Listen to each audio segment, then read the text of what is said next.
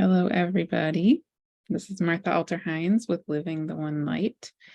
So this video is going to be about the full moon that we have on August 30th or August 31st in Pisces. And I am getting told in my prayers today to speak to several aspects regarding this full moon, and actually also following up on the energies that we're moving from and moving toward. And I got shown a couple of things in my prayers this morning that I was not thinking of at all and wasn't expecting to talk about. So I'm excited to dive into all of it because it felt really good in my body when I felt it and saw what they were wanting me to share, and I hope you enjoy too. So many things. So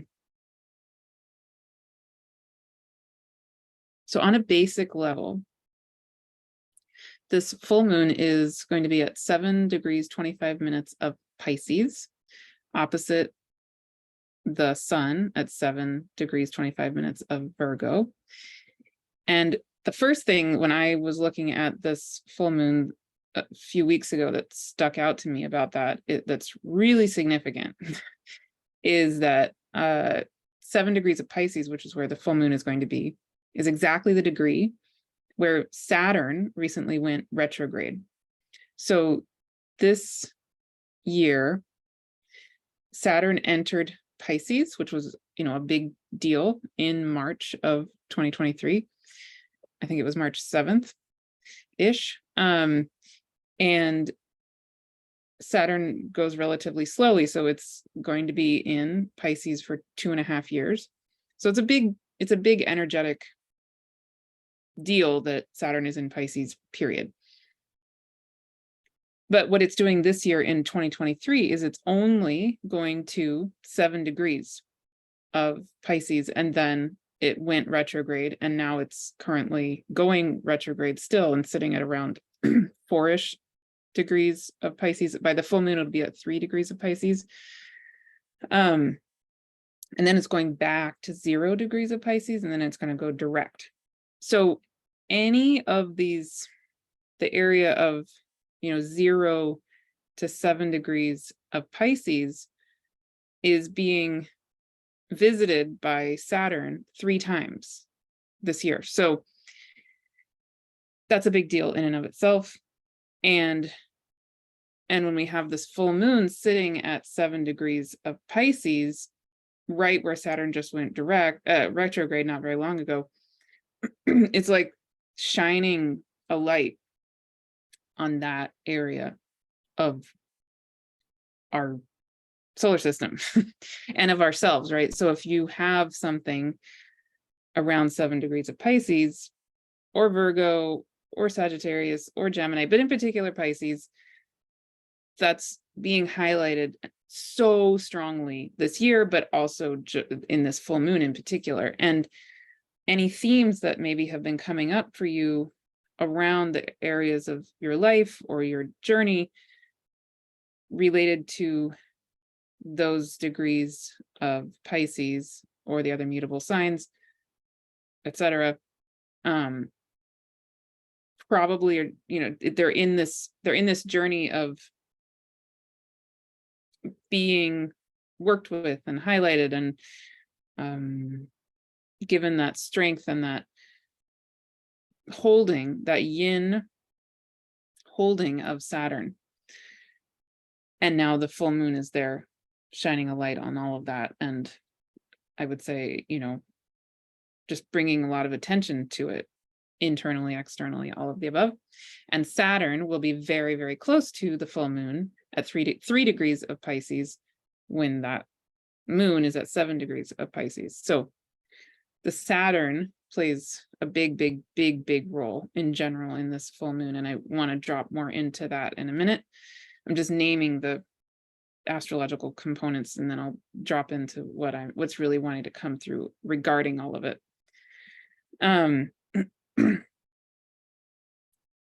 Yeah, and then the other things happening though, leading up to and then immediately after the full moon, also really significant. There's a lot of astrological things happening in the next few weeks. And so I just want to name all of them because they kind of, nothing in life, nothing in astrology is a singular moment. I think it's really easy I definitely know I do this. It's like, well, there is this moment coming where there will be a full moon on, for example, this full moon will basically be sitting on my Mercury. Okay, so my Mercury is going to be really highlighted. That's true. And I have to remind myself, it's really a continual dance. So, as we know, and as my praying reminds me all the time, is that life is not linear, life is not static, life is a circular spiral motion dance. So anytime we have these moments, it's part of a dance. So I just want to name what part of this dance is.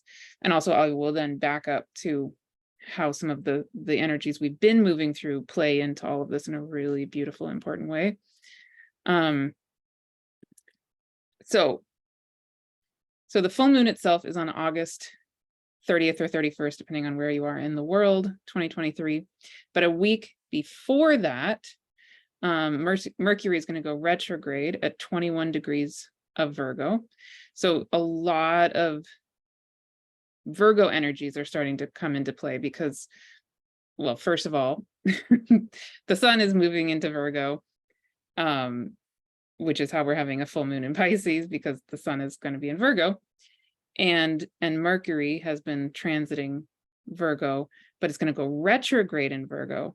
And again, I've mentioned this before, and a lot of other astrologers have mentioned this, but all of the retrogrades in Mercury this year are in earth signs, which in and of itself is just really interesting in terms of this year. So much energy around helping us to really ground into the reality that we are earth, we are our bodies, we need the structure of these earth energies that are us. I'm going to talk about that in a minute more as well. Then August 27th, Mars moves into Libra. So out of Virgo into Libra, on its way actually to the north, the south node of the moon, and eventually, well, anyway, Venus will eventually follow suit, and that's a longer story. But then the day after Mars enters Libra, 2 days before the full moon on August 28th, Uranus is going to go retrograde at 23 degrees of Taurus. So another retrograde in an earth sign. And actually, that point, 23 degrees of Taurus, where Uranus is going to go retrograde, trines 21 degrees of Virgo, where Mercury is going retrograde.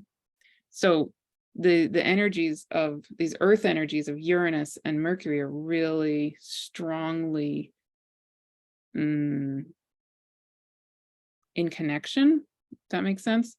Just energetically, it's just, it's like I feel them like locking in together, like doing their dance together very strongly right now. Then 2 days after Uranus goes retrograde, then we have the full moon in Pisces, and then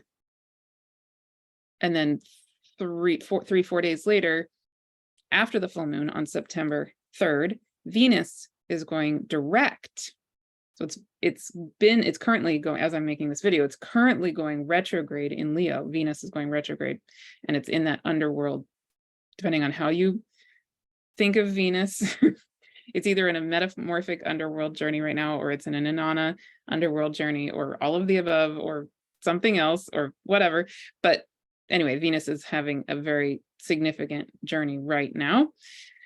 And Venus will be emerging into the morning sky and going direct over this time. So there's a lot going on with Venus in Leo, and I'll talk about that in a second as well. I've been talking a lot about that recently because it's very significant. And then the last thing I want to name is then the day after Venus goes direct, Jupiter goes retrograde at 15 degrees of Taurus. So another retrograde in Earth signs. And we already have Pluto going retrograde in Capricorn, right? So all of these planets are going retrograde in Earth signs. It's big energy right now. And Saturn, which is in Pisces, not an Earth sign, but it's related to Capricorn, is also going retrograde. So there's this theme of all of these Earth-related energies pulling us back, in a sense, helping us to reorient how and reconfigure and recenter how we're going to approach what we're going to do in the physical world as beings of Earth, as we can bring things into form. Okay, so that brings me to the point, the real point that I'm supposed to be making in this video.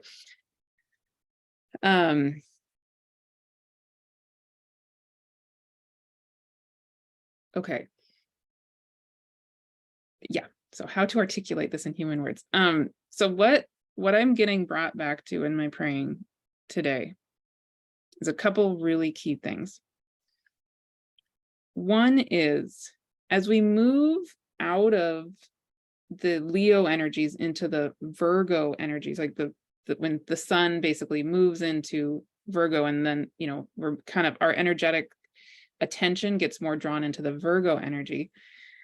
There are a couple things I want to highlight about the relationship between Leo energy and Virgo energy. So we've been in this time, we're still in this time as I'm recording this video, very strong Leo energies. And it's so beautiful and so not necessarily always easy, but, you know, filled with themes around love and sexuality and sensuality and sacred sexuality and creativity, creative life force, really. The energy of ourselves is the sun, and Venus has been going retrograde in Leo. And, you know, Venus in Leo is just like extra beauty and love. And like Melanie Reinhardt talked about, the loss related to love too. And, you know, she's going in this underworld journey. So again, I wouldn't call it necessarily all light and love, but deep sensuality, sexuality, and a very juicy set of energies a lot of the time. So Leo has that quality. And then one really key thing is that a healthy expression of Leo to me is like the flower is growing, or, you know, the stem is growing and turns into a bud. And then the bud just instinctively, gently knows to open up. And as the flower is blooming, Leo, it has a relationship literally with the sun.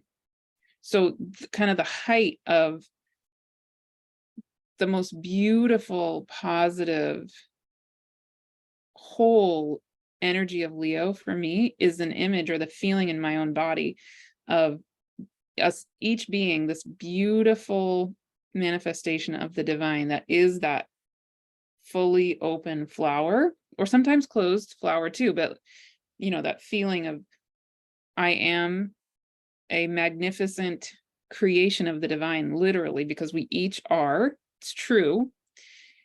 And the sun, which is in a lot of ways a representation or a version of our relationship to source, the sun in relation to us as the flower helps us to open our petals all the way, right? Because the sun is basically saying to us, hey, you are a beautiful, perfect manifestation of the divine. Don't hide yourself. Please open all the way so you can shine, because we need the beauty of every single unique individual flower, exactly who you are in all of who you are. And that gets into a lot of the dance between Leo and Aquarius. But anyway, I won't go there. But that's the basic, really full expression of Leo in a really healthy way to me. And then the sign right after Leo is Virgo. So one really key thing as we're moving from Leo into Virgo for me is that Leo energy I love. I mean, I really, really, really, really love it.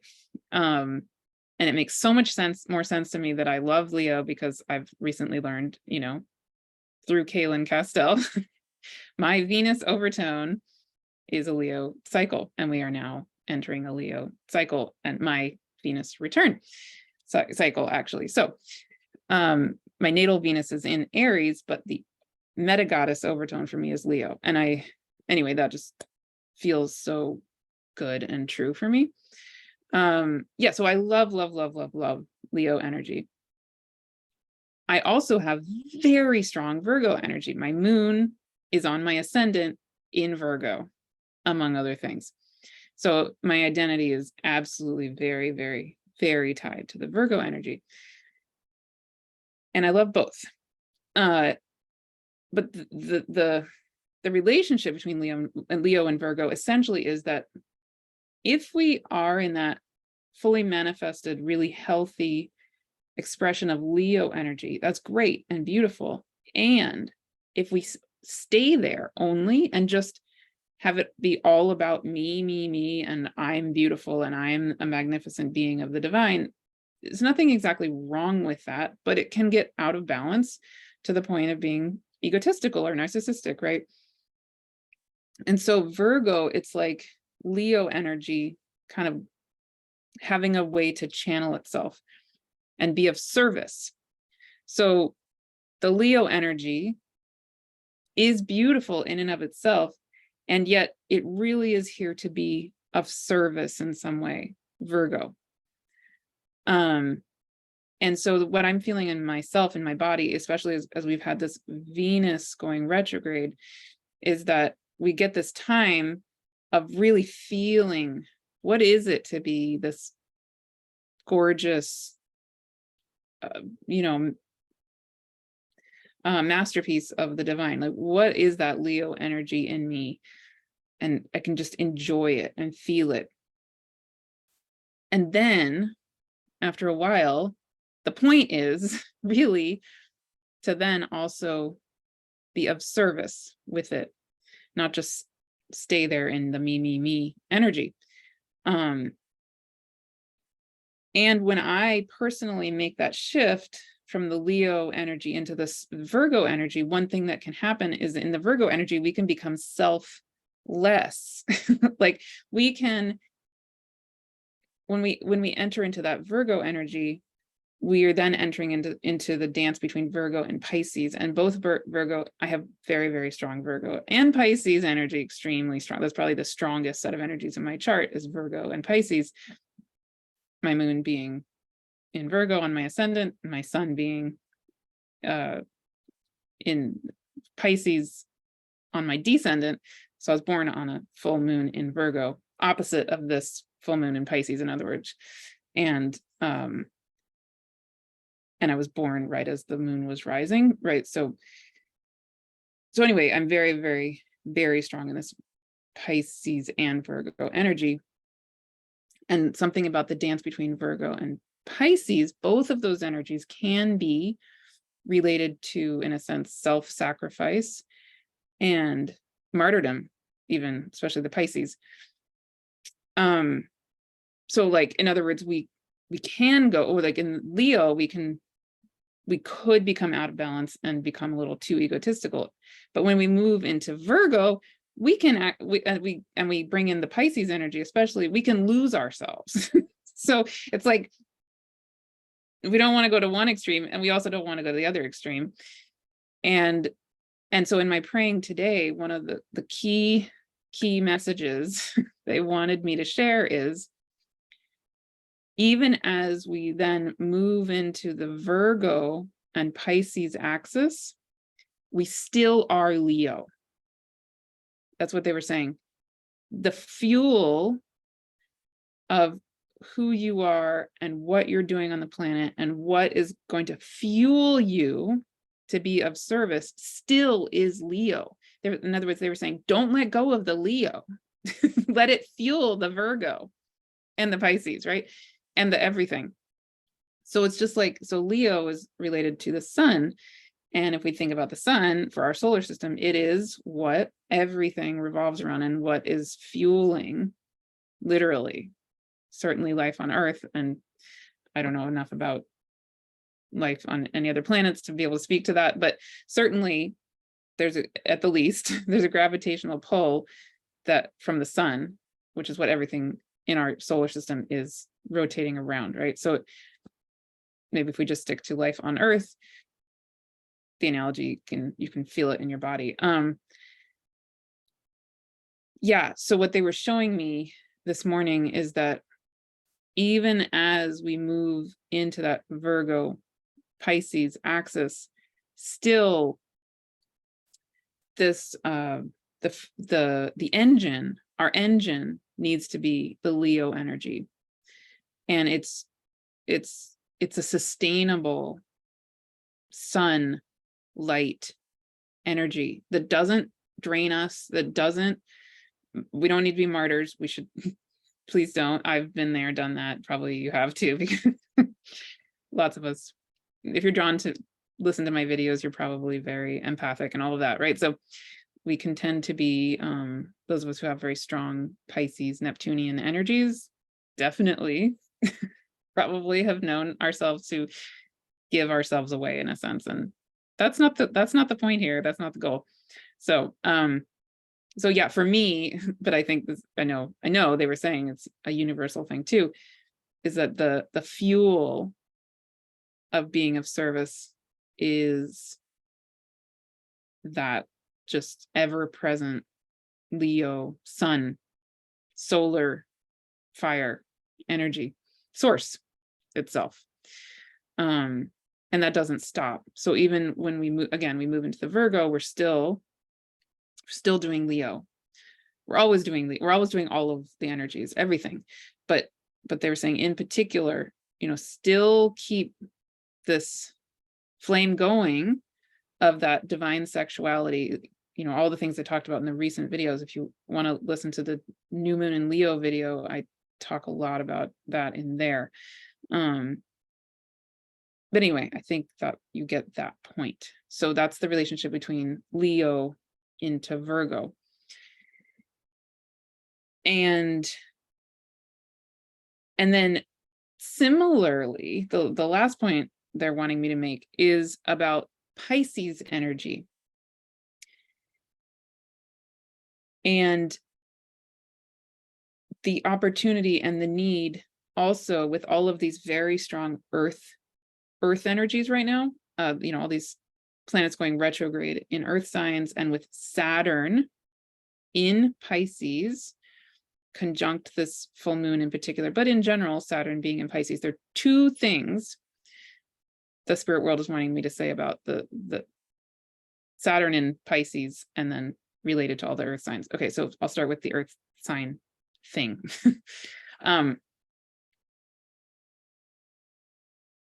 Okay, so what they're saying is both Leo energy and Pisces energy are, in a sense,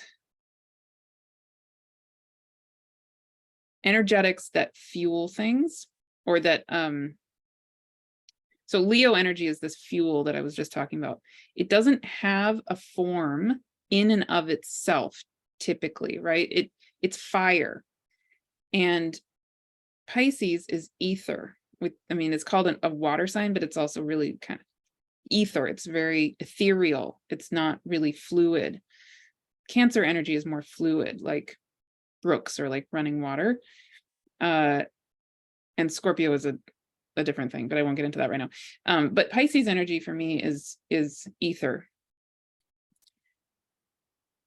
And so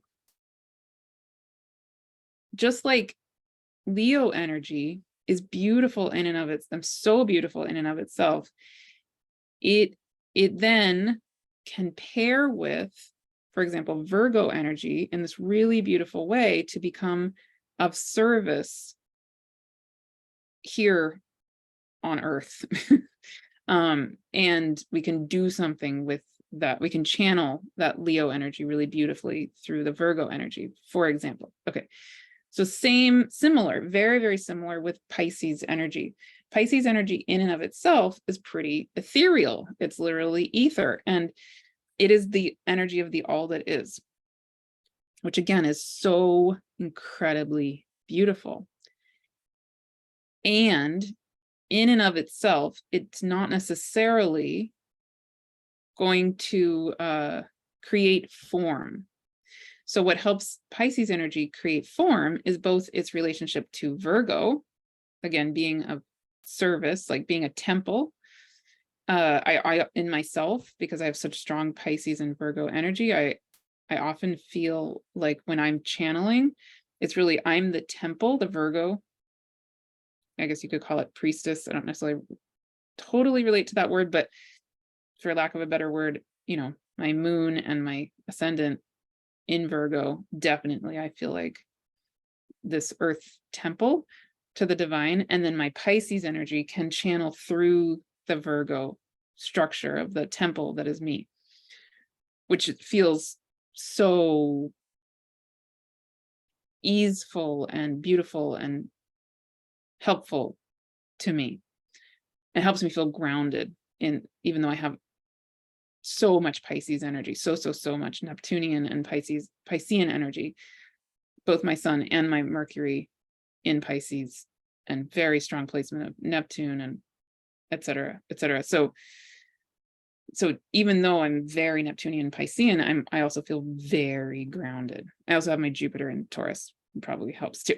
But then the other component that the spirit world is so clear they also want to convey is that Saturn being in Pisces also is an energetic that can help this Piscean energy have form. And so what they're kind of saying overall in this time, as we have so many of these planets going retrograde in earth signs, and as we've been kind of steeping in this Leo energy, and now with the full moon, the Piscean energy is getting highlighted, and the placement of Saturn is getting highlighted. It's really a beautiful time, especially because these planets are going retrograde. What they're saying is, it's not that we shouldn't plan, it's not that we shouldn't create structure, it's not that we shouldn't do things in the world. And I mean, if you feel called to, absolutely do, and I certainly am. And what they're wanting to emphasize is that with these retrogrades, it's really a time where we can be feeling that beautiful Leo energy that has been ignited in us, maybe, and we've been steeping in. We can feel that Piscean energy, the beautiful ether connection with the divine that wants to channel through us or be us, move as us. We can just step back and essentially fall back into the arms of the earth energies, Capricorn, Saturn, which rules Capricorn,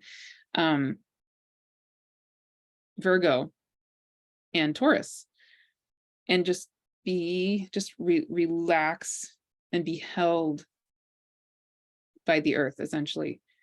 And in this retrograde time, then, if it feels right for you, they're just really adamantly wanting me to say this, even though I wouldn't necessarily say I'm personally doing this in my own life. So do what feels right for you, but they're really wanting me to say this. In the retrograde time, it can be a time to just be as earth, and let the Leo energy be the fuel, that the Piscean energy, move freely through us, and let just be still in that earth energy as these planets are going retrograde. And then it's like you can get to a point where you can get a reset. That's one beautiful thing about retrogrades, is you can come back, especially I feel like with Saturn retrograde, but all of them. I feel them as a time where we can come back and click with a recentering moment. And then it's like the earth can speak as us, and the earth can help us then create the exact divinely created, co-created forms, earth forms, to then, be fueled with the Leo energy and infused and informed by the Piscean energy, and move forward with these beautiful earth structures that are exactly what is in right timing, Saturn, and really divinely guided. So I'm supposed to say that. And then the last part that I'm supposed to talk about, which I was not expecting until I was praying, and I went, whoa, okay, interesting, fascinating. The other component that they really wanted me to talk about in terms of Saturn, especially Saturn going retrograde in Pisces, but Saturn being in Pisces in general, is there's so many components related to Saturn in Pisces, and I've talked a lot about various ones of them, especially in March. I did various videos with people regarding Saturn in Pisces. You can go back and see those. I did a really, really moving, beautiful interview with Kaylin Castell for Living the One, for Rebecoming the One, the symposium, but it's available just on my YouTube channel also, about Saturn in Pisces and forgiveness. And anyway, there are various videos on my YouTube channel regarding Saturn and Saturn in Pisces in particular. But one aspect of Saturn being in Pisces, which has never come up before and never dawned on me until this morning in my prayers, when they were so adamant that I talk about this, is essentially they were showing me that Saturn, especially being retrograde in Pisces, is an energetic that is partly an opportunity and, is here for us to remember essentially the divine that takes shape. So I'm trying to, it's like, I can feel it. I can feel what they're wanting me to say, and I'm trying to translate it into human words. So what they're showing me basically is that, as I've been talking about in a lot of videos, there are these infinite realms of spirit beings that are real and have always been real, and that have been ostracized and made fun of and all kinds of things, and that we have maybe instinctively known of, but then been told that's crazy or whatever. Okay. So, for example, in the last few days, I was watching a movie on Disney Plus with my 11-year-old daughter. And it's a movie, I don't even remember the name of the movie, but maybe some of you will know what I'm talking about. It's a movie, I think, that was made in the 80s, like when I was a kid, about an older man in Ireland and his relationship basically to the little people.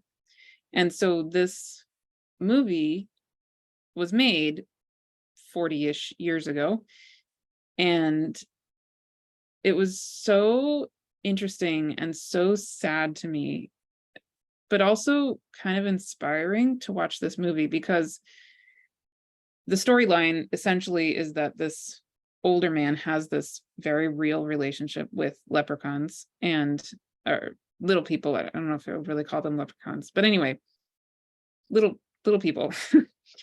Yeah, leprechauns. I think they're leprechauns. They had gold at the end of a rainbow and stuff like that. So it's probably a leprechaun.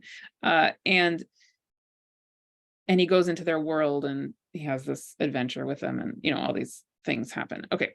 But what was really, really, really like struck me, and I feel really sad about for a lot of reasons, is that part of the story, not surprisingly, is that he is very in touch with these older ways and these older ways of knowing. And in his village, of course, he's made fun of, just absolutely relentlessly made fun of. And everybody thinks he's crazy, and this is all superstition and not scientific, and on and on and on. Okay. So that's what we've grown up with, clearly. That's what society still says, clearly. The one place I've been in the world that does not talk that way, actually, is Iceland.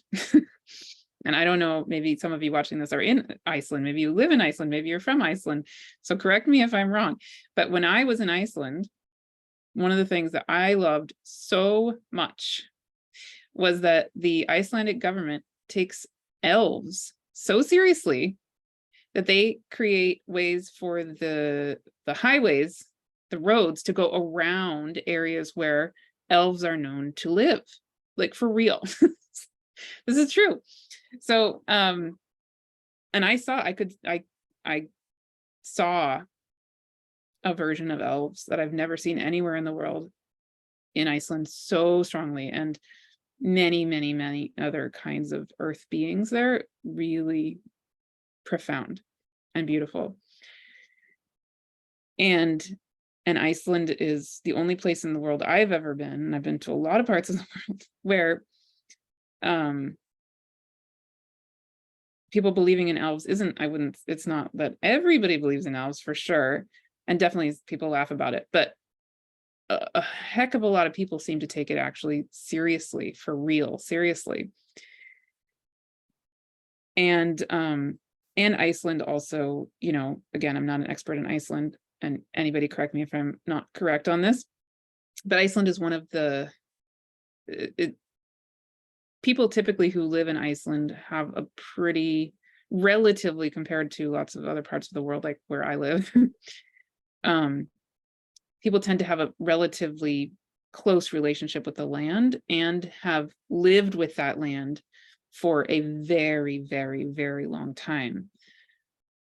Unlike, again, where I live, for example, for me, my ancestry is not from where I live, and I love this land. I have a very deep and intense relationship with it, but it's not where my body ancestrally is from. And there's a lot of, lots of us have a disconnect from where our ancestry is actually from. So Iceland is a place where I've been that doesn't feel like it's so much the case. And maybe it's correlation, maybe it's causation, I don't know. But the Icelandic culture seems to not ostracize belief in these more spiritual realms as much as, for example, the United States, et cetera, et cetera. So, side note, but I think that's really interesting. So to bring it back to what the spirit world's wanting me to convey. Okay, so Saturn in Pisces.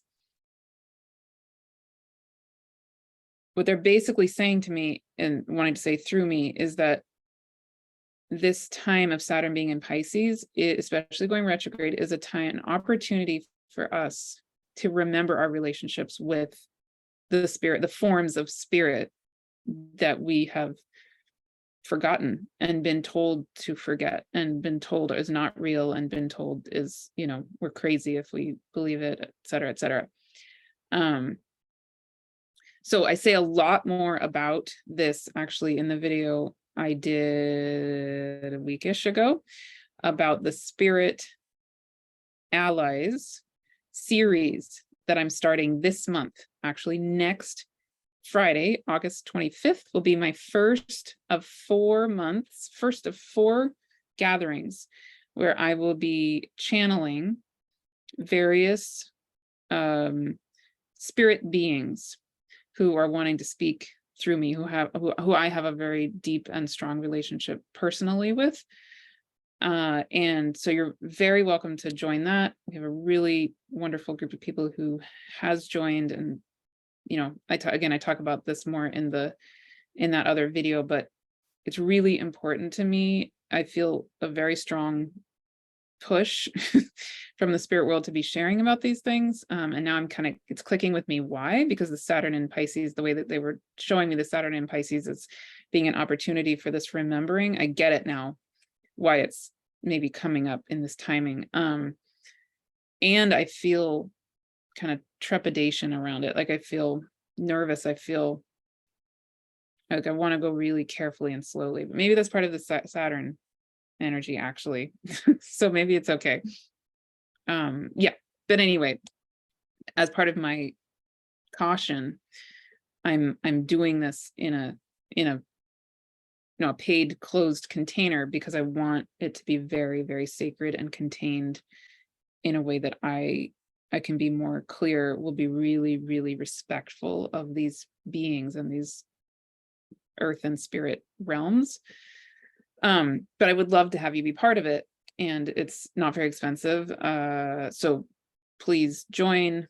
When you join that series, you're also then automatically part of my monthly membership for those 4 months.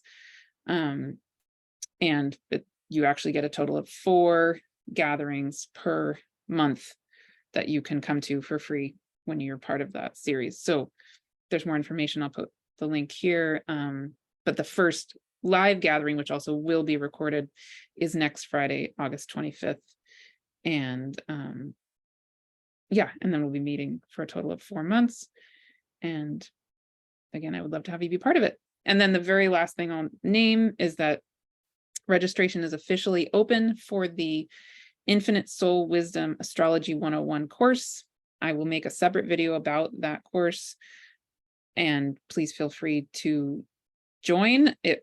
For anybody who joins before September 1st, I'm giving an option of doing an 18-month payment plan to try to make it more easeful for you. The course itself doesn't officially start until February 2024, but there are going to be some things I'm doing for those of you who join now, between now and February, including I will give you, when you sign up, I give you a free one-on-one session with me. And I'm going to be starting to upload some resources for you to start working with if you feel called to do that. I'm also going to be having a free gathering for anybody and everybody who's signed up already by December. I'm going to basically get us all together for solstice for anybody who wants to be there. And anyway, things like that are percolating. Plus, you get a 25% discount on all of the workshops I have coming up, and a whole bunch of other workshops I've already done and that are ready if any of them call to you.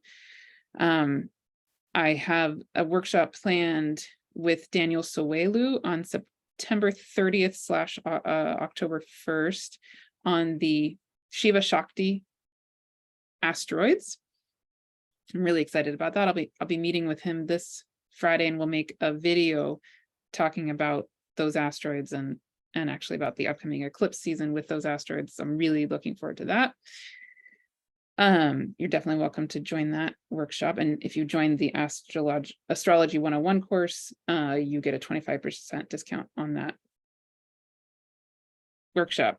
And then the other workshop coming up, super excited about, still kind of in the works of how exactly it's going to be. But on the days of both eclipses in October 14th and October 28th, which are both Saturdays, anyway, so it'll be held on, sorry, I'm too excited, getting ahead of myself.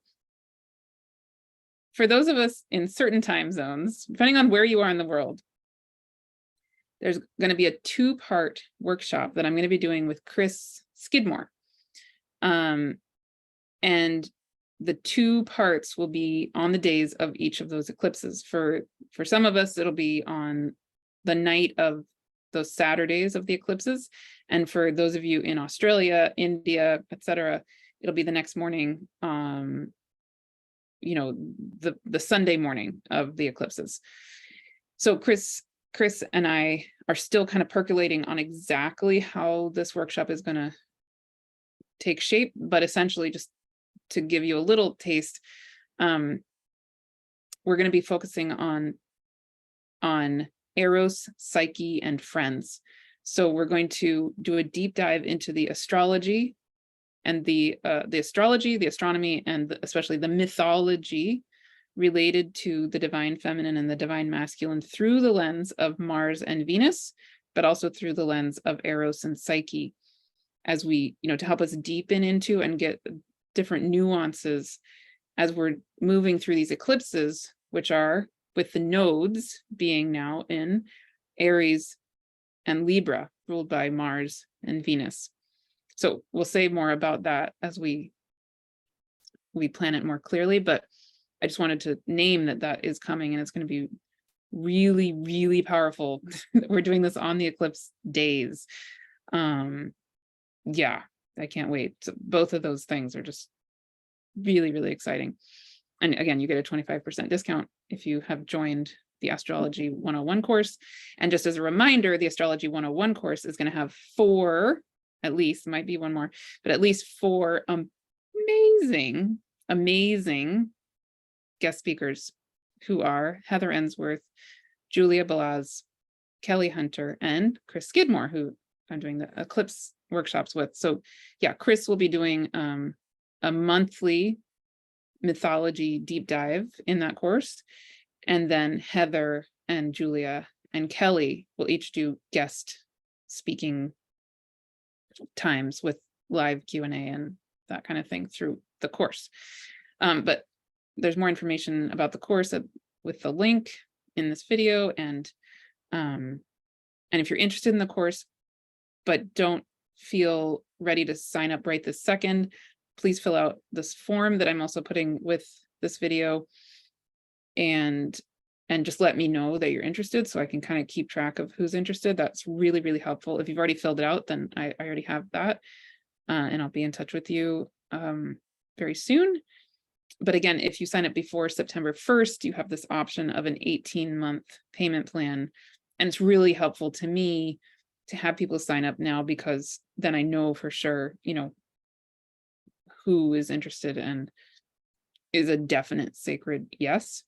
And I would love to support you to do that if that feels right and good for you. But again, I want it to be a truly sacred yes. So, okay. I think those are all the things right now. Yes, beautiful.